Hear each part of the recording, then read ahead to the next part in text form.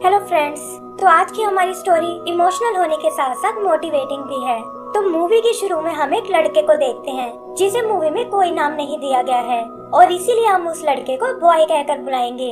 Boy असल में एक गार्डनर एस्ट्रोनॉट है जो अपने स्पेसशिप में अलग अलग प्लांट्स उगा रहा है। तभी अचानक वहाँ एक अलार्म बजने लगता है और बॉय देखता है कि एक एस्ट्रॉइड सीधा उसी के शिप की ओर आ रहा है। वो इससे बचने के लिए कुछ नहीं कर पाता और एस्ट्रॉइड से टकराकर उसका शिप क्रैश हो जाता है। पता चलता है कि वो एक अनजान प्लेनेट पर आ गया है जहाँ लाइफ का नामो निशान नहीं है और वहाँ की धरती भी एकदम बंजर है। वो अपनी डिवाइस से अर्थ को कांटेक्ट करने की कोशिश करता है लेकिन जहाँ उसे कोई सिग्नल नहीं मिलता और उसका कनेक्शन टर्मिनेट हो जाता है। उसे ये देखकर बहुत निराशा होती है कि अब भला वो वापस कैसे जा पाएगा और गुस्से में वो एक स्टोन को किक करता है लेकिन वो स्टोन उल्टा वापस उसी से आ टकराता है। बॉय गुस्से में एक बार फिर उसे उठाकर फेंकता है लेकिन इस छोटे प्लेनेट की ग्रेविटी के कारण स्टोन घूमकर वापस उसी के पास आ जाता है। आगे हम उसे वहाँ एक प्लांट लगाते हुए देखते हैं जो असल में एक मैंगो ट्री है और उसे उम्मीद है कि इससे वो अपने लिए यहाँ खाना उगा सकता है। लेकिन बंजर जमीन होने के कारण जल्दी ही वो प्लांट सूख जाता है और बॉय की सारी उम्मीद टूट जाती है। वो समझ जाता है कि अब उसे मरने से कोई नहीं बचा सकता और तभी वो सामने से आते एक दूसरे स्पेसशिप को देखता है जो ना जाने कहां से आकर उसके प्लेनेट पर क्रैश हो जाता है।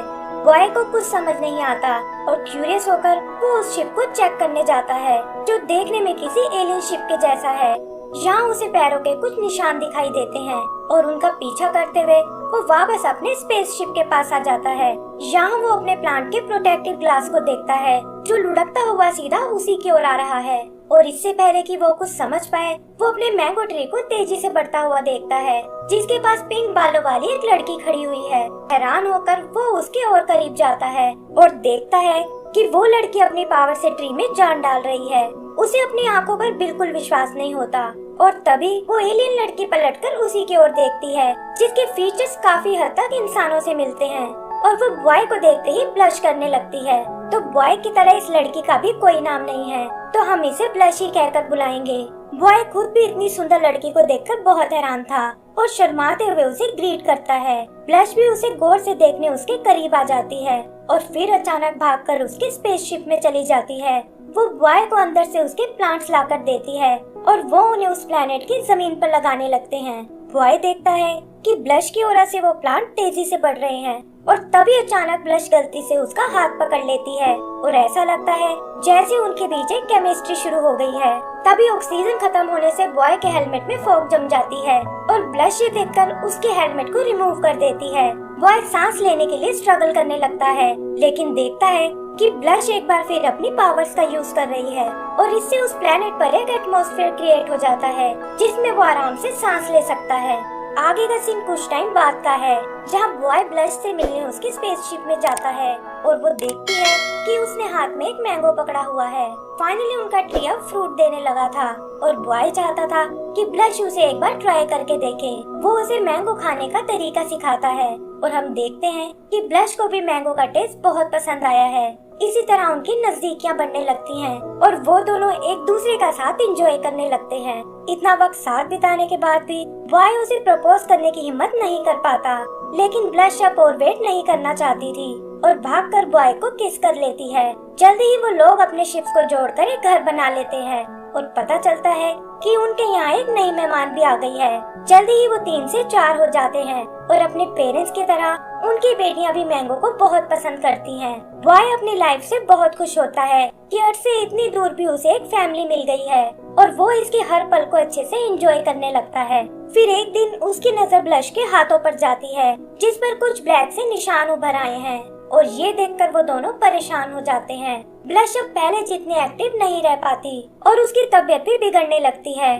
बॉय उसकी बहुत केयर करता है और ब्लश भी अपनी बेटियों के सामने नॉर्मल बिहेव करती है लेकिन अंदर से वो दोनों ही जानते हैं कि उसके पास ज्यादा वक्त नहीं बचा है और ये सोचकर बॉय को बहुत दुख होता है। ब्लश की तबीयत के साथ साथ प्लेनेट की हालत भी बिगड़ने लगती है और वो पहले की तरह बेजान होने लगता है। उनका मैंगो ट्री भी पूरी तरह सूख जाता है क्योंकि अब ब्लश उसे अपनी पावर नहीं दे सकती और फिर फाइनली वो उन्हें छोड़कर चली जाती है। बॉय आखिरी बार उसे हग करता है और देखता है कि वो एनर्जी में बदलकर स्पेस में गायब हो गई है। ये देखकर उसका दिल टूट जाता है और हम उसे सुबह सुबह कर रोते हुए देखते हैं। तभी अचानक उसका दम घुटने लगता है क्योंकि अब ब्लश की पावर उसे प्रोटेक्ट नहीं कर सकती थी। उसे लगता है कि शायद उसका भी आखिरी वक्त आ गया है और धीरे धीरे उसकी आंखें बंद हो जाती हैं। फिर अचानक कुछ देर बाद वो होश में आता है और देखता है कि उसकी बेटियां उससे लिपट कर रो रही हैं, जिनमें से ठीक वैसा ही ऑरा निकल रहा है जैसा कि ब्लश के पास था।